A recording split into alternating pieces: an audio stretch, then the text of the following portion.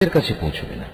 স্মরণ করো, আমি যখন মানুষদের মিলনস্থল ও নিরাপত্তার কেন্দ্র হিসেবে এই কাবা ঘরটি নির্মাণ করেছিলাম, আমি তাদের আদেশ দিয়েছিলাম, তোমরা ইব্রাহিমের দাঁড়ানোর স্থানটিকে নামাজের স্থান হিসেবে গ্রহণ করো।